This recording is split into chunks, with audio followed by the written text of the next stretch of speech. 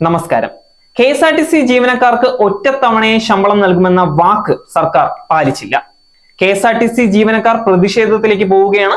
10-ാം തീയതിക്ക് മുമ്പ് ഒറ്റത്തവണയായി ശമ്പളം നൽകും എന്ന് നേരത്തെ ഗതാഗത മന്ത്രി ഗണേഷ് കുമാർ അറിയിച്ചിട്ടുണ്ടായിരുന്നു. എന്നാൽ ശമ്പളവും ഓണം ആനുകൂല്യങ്ങളും ഇതുവരെ ലഭിച്ചിട്ടില്ല. ഓണം ആനുകൂല്യങ്ങൾ എങ്ങും എത്താത്ത അവസ്ഥയാണെന്ന് BMS സംസ്ഥാന ജനറൽ സെക്രട്ടറി S അജയ്കുമാർ പറയുന്നു. എല്ലാ മാസം 5-ാം തീയതി ശമ്പളം നൽകുമെന്ന് മുഖ്യമന്ത്രിയും 1-ാം തീയതി ശമ്പളം നൽകുമെന്ന് ഗണേഷ് കുമാറും പറഞ്ഞിട്ടുണ്ടായിരുന്നു. ഒന്നും നടന്നില്ല എന്നാണ് അദ്ദേഹം പറയുന്നത്. പണിമുടക്കിലേക്ക് പോകേണ്ട സാഹചര്യം സർക്കാർ ഉണ്ടാക്കിയാൽ അതിനെക്കുറിച്ചും ചിന്തിക്കുമെന്നും അജയ്കുമാർ വ്യക്തമാക്കുന്നു.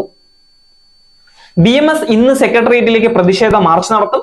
ശമ്പളം വൈകുന്ന സാഹചര്യത്തിൽ അവധിയിൽ പ്രവേശിച്ച് പ്രതിഷേധിക്കാനാണ് കോൺഗ്രസ് അനുകൂല സംഘടനയായ TDF-ന്റെ തീരുമാനം.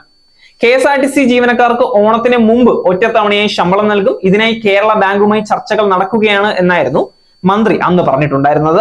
പ്രതിമാസ ശമ്പളം ഒറ്റത്തവണയായി കൊടുക്കാനുള്ള ക്രമീകരണത്തിന് ആവശ്യമായ പിന്തുണ സർക്കാർ നൽകുമെന്ന് മുഖ്യമന്ത്രിയും വാഗ്ദാനം ചെയ്തിട്ടുണ്ടായിരുന്നു. കോടിയോളം രൂപയാണ് ശമ്പളം നൽകാനുള്ളത്. 42,000-നടുത്ത് പെൻഷൻകാരുണ്ട്.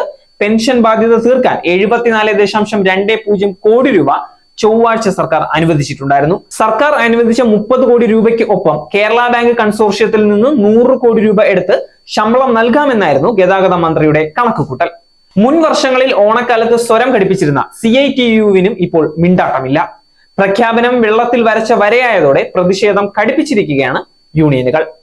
നേരിന്റെ വാർത്തകൾ വിരൽത്തുമ്പിൽ. Zag news. നേരിന്റെ വാർത്തകൾ നിങ്ങളുടെ വിരൽത്തുമ്പിലെത്താനായി സാഗ് ന്യൂസ് ചാനൽ സബ്സ്ക്രൈബ് ചെയ്തും ഷെയർ ചെയ്തും ഒരു ശരിയായ മാധ്യമ നിലപാടിനൊപ്പം നിൽക്കാൻ ഞങ്ങൾ നിങ്ങളെ ക്ഷണിക്കുന്നു.